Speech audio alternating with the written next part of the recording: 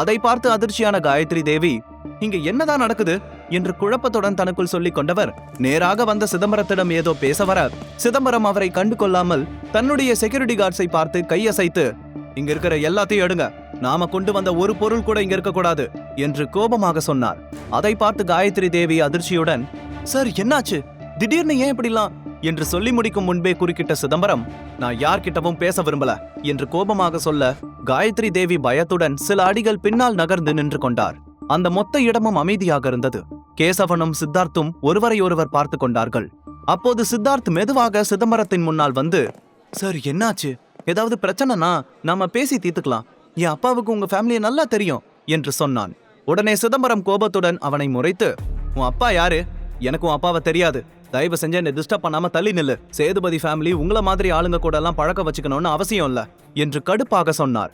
அவருடைய வார்த்தையை கேட்டு சித்தார்த் பயந்து பின்னால் நகர்ந்து நின்று கொண்டான்.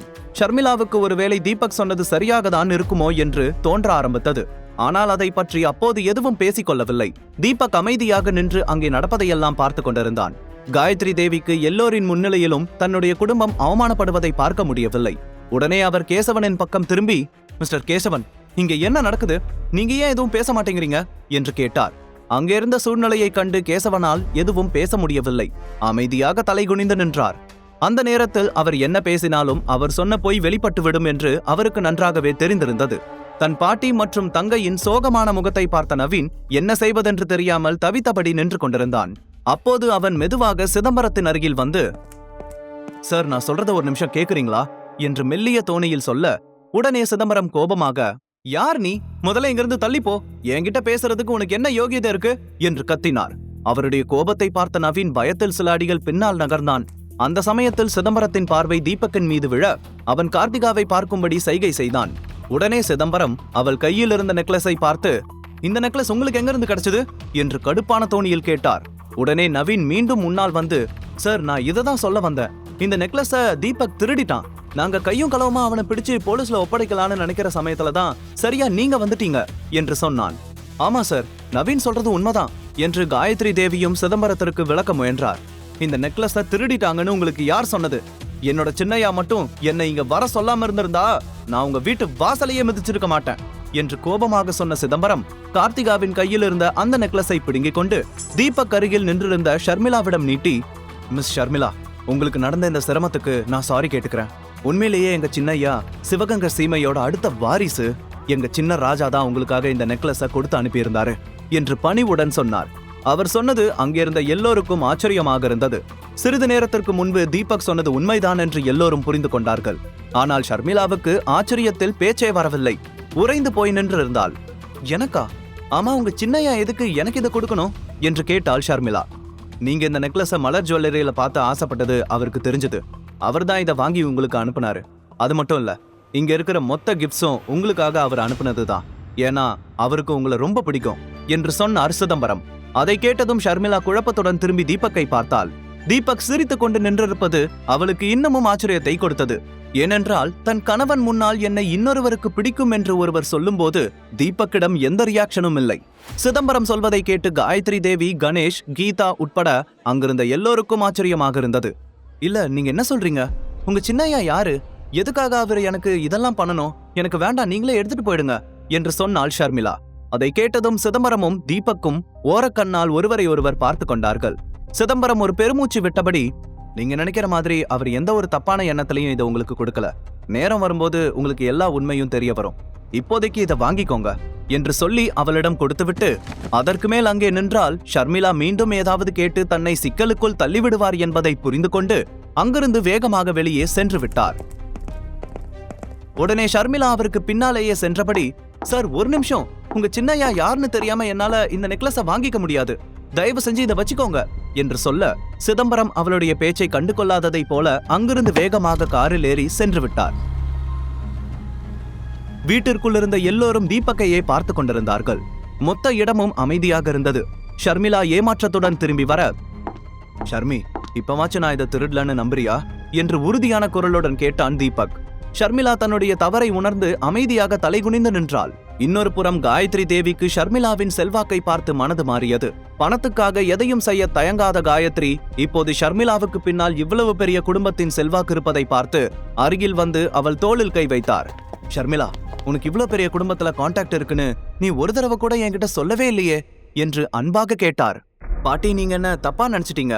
உண்மையிலேயே இத பத்தி எனக்கே இப்பதான் தெரியும். வந்துட்டு போனது யாருன்னு கூட எனக்கு தெரியாது என்று சொன்னாள் ஷர்மிளா. அதை கேட்டு காயத்ரி தேவி சிரித்துக்கொண்டே, போதும், இன்னும் எத்தனை நாளைக்கு இதை என்கிட்ட மறைப்ப? உண்மைய சொன்னா தப்பு ஏன் மேலதான். நான் தான் உன்னை புரிஞ்சுக்காம நிறைய திட்டிட்டேன். சாரிடா கண்ணா, உன் பாட்டி மேல எதுவும் கோச்சுக்காத என்று சொன்னார். காயத்ரி தேவியின் இந்த திடீர் மாற்றத்தை பார்த்து கார்த்திகாவுக்கு பயங்கர ஷாக்காக இருந்தது. அதே சமயத்தில் கீதாவுக்கும் கணேஷுக்கும் அவருடைய மாற்றத்தை பார்த்து ஆச்சரியமாக இருந்தது. காயத்ரி தேவி அப்படி பேசியதற்கு பிறகு அந்த ஃபங்க்ஷனுக்கு வந்த மொத்த பேரும் ஷர்மிளாவை மரியாதையுடன் பார்க்க ஆரம்பித்தார்கள். அப்போது ஷர்மிளா தன் பாட்டியிடம் ஏதோ சொல்ல வர அதற்கு கீதா அவளை தடுத்து காயத்ரி தேவியை பார்த்து, அத்தை, என் பொண்ணு என்ன மாதிரியே ரொம்ப அழகானவன்னு இங்க இருக்கிற எல்லாருக்குமே தெரியும். சிவகங்கை சமஸ்தானத்தை சேர்ந்த அந்த சின்னையாவோட பார்வை என் பொண்ணு மேல எப்பயாச்சும் விழுந்திருக்கும். அதனாலதான் அவர் இப்படி கிஃப்ட்ஸ் எல்லாம் கொடுத்து அவளை இம்ப்ரெஸ் பண்ணலான்னு நினைக்கிறாரு என்று சொன்னவர் திரும்பி தன் மகளை பார்த்து, ஷர்மி, இதுதான் உனக்கு சரியான நேரம். எல்லாருக்கும் இந்த மாதிரி ஒரு சான்ஸ் கிடைக்காது. உடனே தீபக்க டிவோர்ஸ் பண்ணிடு என்று சொன்னார். அதை கேட்டு காயத்ரி தேவியும் மெல்லிய சிரிப்புடன், முறையா இப்பதான் உன் அம்மா வாயிலிருந்து ஒரு நல்ல வார்த்தையை கேட்கிறேன் என்று சொன்னார். உடனே ஷர்மிளா திரும்பி தீபக்கை பார்த்தாள். சிரித்த முகத்துடன் நின்றிருக்கும் தீபக்கை பார்த்து அவள் மனதில் அவனை பிரிய வேண்டும் என்ற எண்ணம் துளியும் வரவில்லை. அதே சமயத்தில் எல்லோரும் தன் கணவனை இப்படி உதாசனப்படுத்துவதும் அவளுக்கு பிடிக்கவில்லை. போது, எல்லாரும் தீபக்க பத்தி பேசுறத நிறுத்துங்க. என்ன ஆனாலும் என்னால டிவோர்ஸுக்கு சம்மதிக்க முடியாது. கொஞ்ச நேரத்துக்கு முன்னாடி எல்லாரும் தீபக்க சந்தேகப்பட்டு எப்படியெல்லாம் பேசுனீங்க. நீங்க சொன்னதை கேட்டு நானே ஒரு நிமிஷம் தீபக்க சந்தேகப்பட ஆரம்பிச்சிட்டேன். இப்ப அவர் மேல தப்பு இல்லைன்னதும் அதுக்காக யாரும் ஒரு வார்த்தை மன்னிப்பு கேட்காம இப்படி பணத்துக்காக இன்னொருத்த கூட போக சொல்றீங்க. என்ன மனுஷங்க நீங்கெல்லாம் என்று கோபமாக சொன்னாள். அந்த வார்த்தையை கேட்டதும் காயத்ரி தேவிக்கு பயங்கரமான கோபம் வந்தது. உனக்கு இப்படியெல்லாம் பேசுறதுக்கு எவ்வளவு தைரியம் இருக்கும்? உனக்கு கொஞ்சமாச்சும் புத்தி இருக்கும்னு நினைச்சேன்.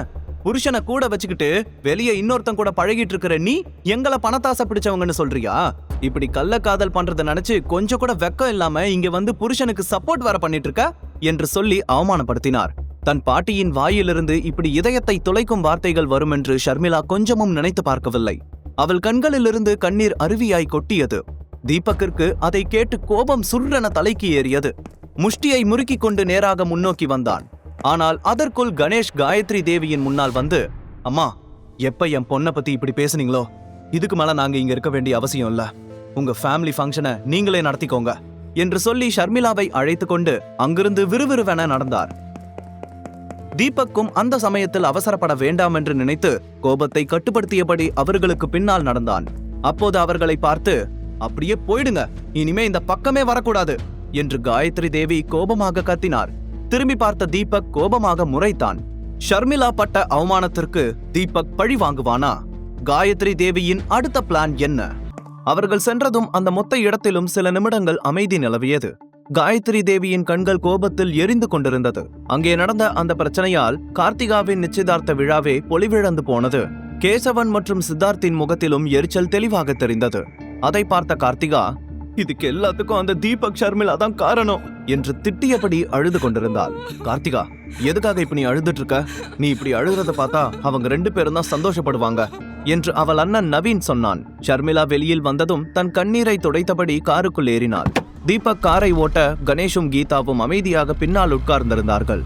அப்போது தீபக்கின் முகத்தை பார்த்த ஷர்மிளா அவன் மீது சந்தேகப்பட்டதை நினைத்து மனம் வருந்தினாள். தீபக், என்ன மன்னிச்சிரு. அவன் சொன்னதை நம்பி நானும் உன்னை தப்பா நினைச்சிட்டேன். நீ அந்த நவீன் கிட்ட இருந்து கொஞ்சம் விலகியே இரு என்று ஷர்மிளா சொல்ல, நீ எதுக்கு ஷர்மி சாரி எல்லாம் கேட்கிற? தப்பா அந்த நவீன் மேல என்று சொன்னான் தீபக். இருந்தாலும் நான் செஞ்சது தப்புதான் என்று கலங்கிய ஷர்மி, அந்த நவீன் கிட்ட இருந்து உன்னை ஏன் விலகி இருக்க சொன்னா, அவனுக்கு நிறைய ரவுடிங்க கான்டாக்ட்ஸ் எல்லாம் இருக்கு. அவன்கிட்ட பிரச்சனை பண்ணனா கண்டிப்பா அவன் பழிவாங்க நினைப்பான். எனக்கு அவனை பத்தி சின்ன வயசுல இருந்தே தெரியும், அதனாலதான் சொல்றேன் என்று சொன்னாள். சரி ஷர்மி, நான் பாத்துக்கிறேன் என்று தீபக் அவள் சொன்னதை ஏற்றுக்கொண்டான். அவர்கள் இருவரும் பேசிக்கொள்வதை பார்த்த கீதா கோபத்துடன் தீபக்கை முறைத்து கொண்டிருந்தார். அப்போது ஷர்மிளாவுக்கு டக்கன அந்த நெக்லஸ் ஞாபகம் வர, அம்மா, ராஜா சேதுபதி குடும்பத்துக்கும் உனக்கும் என்ன சம்பந்தம்? அவர் எதுக்காக அந்த நெக்லஸை உன்கிட்ட கொடுத்தாரு என்று கேட்டாள். அதை கேட்டதும் அவனுக்கு ஷர்மிளாவிடம் உண்மையை சொல்ல வேண்டும் என்று தோன்றியது. ஆனால் தன்னை கட்டுப்படுத்தி கொண்டு, இல்ல ஷர்மி, எனக்கு சேதுபதி ஃபேமிலியை பத்தி எதுவும் தெரியாது. நேத்து நகை கடையில இருந்து உங்களை அனுப்பிட்டு நான் மார்க்கெட்டுக்கு போகும்போது தான் ஒருத்தர் என்ன மீட் பண்ணி இந்த காஸ்ட்லி நெக்லஸ உங்ககிட்ட கொடுக்க சொன்னாரு. கடையில நடந்த எல்லாத்தையும் அவர் பார்த்துட்டு இருந்திருப்பார் போல. நான் அதை பத்தி அவர்கிட்ட கேட்கறதுக்கு முன்னாடியே அவர் அந்த இடத்த விட்டு போயிட்டாரு என்று சொன்னான். அதை கேட்டு கீதா அவனை பார்த்து, நல்ல வேலை அவன் நெக்லஸ கொடுத்தான். ஒருவேளை வெடிகுண்ட கொடுத்திருந்தா அதையும் உங்ககிட்ட கொண்டு வந்து கொடுத்திருப்பான். கொஞ்சம் கூட மூளை இல்லாதவன் என்று முணுமுணுத்தார். அப்போது ஷர்மியா அவனை பார்த்து, இனிமே உனக்கு தெரியாத யாரு என்ன கொடுத்தாலும் அதை வாங்காத. யார் உன்னை எப்படி யூஸ் பண்ணிக்குவாங்கன்னு உனக்கு தெரியாது. ஆமா, அந்த சின்னையாவுக்கு என்ன பிடிக்கும்னு சொல்லும் போது நீ கோவமே படல. இன்னொருத்தன் உன் பொண்டாட்டி கிட்ட ப்ரப்போஸ் பண்றான், நீ அமைதியா இருக்க என்று கேட்டாள். தீபக் மெல்லிய புன்னகையுடன், எனக்கு உன் மேல நம்பிக்கை இருக்கு. ரெண்டாவது, உனக்கு பிடிக்காத விஷயத்த கட்டாயப்படுத்தி பண்ண வச்சாதான் நான் ரியாக்ட் பண்ணணும். எனக்கு தெரிஞ்சு அவங்க உங்ககிட்ட எல்லை மீறி நடந்துகிட்டதா தெரியல. அந்த மாதிரி ஏதாவது நடந்துச்சுன்னா கண்டிப்பா நான் தட்டி கேட்பேன். நீ என்னோட ஒய்ஃபுங்கிற ஒரு காரணத்துக்காக மத்தவங்க யாரும் உங்ககிட்ட பேசக்கூடாதுன்னு நினைக்கிறது தப்பு. என் மனைவியா நீ எந்த தப்பான முடிவும் எடுக்க மாட்டேன்னு எனக்கு நல்லா தெரியும் என்று சொன்னான். அதை கேட்டதும் ஷர்மிளா எந்த பதிலும் சொல்லாமல் சில நொடிகள் அவனையே பார்த்தவள் பிறகு அமைதியாக வேடிக்கை பார்க்க ஆரம்பித்தாள். சிதம்பரத்திற்கு தன்னை தொடர்பு கொள்ள தீபக்கை விட வேறு வழியில்லை என்பதை அவள் புரிந்து கொண்டாள். ஆனால் சிதம்பரம் எல்லாவற்றையும் தீபக்கின் கட்டளைப்படிதான் செய்கிறார் என்பது அவளுக்கு தெரியவில்லை. இன்னொரு புறம் தீபக் ஷர்மிளாவையே ஓரக்கண்ணால் பார்த்து ரசித்தபடி காரை ஓட்டிக் கொண்டிருந்தான். ஷர்மி, என்ன மன்னிச்சிடு. நான் உங்ககிட்ட பொய் சொல்லிட்டேன். ஆனா எனக்கு இந்த சமயத்துல இதை விட்டா வேற வழி தெரியல. நான் உங்ககிட்ட உண்மையை சொன்னா சிதம்பரம் அங்கிளுக்கு நான் கொடுத்த வாக்க மீறுற மாதிரி ஆகிடும். அதனால அடுத்த 1 வருஷத்துக்கு நான் இதை பத்தி உங்ககிட்ட சொல்ல போறதில்ல என்று தனக்குள் சொல்லிக் கொண்டான். அடுத்த சில நிமிடங்களில் கார் வீட்டிற்கு வந்து நின்றது.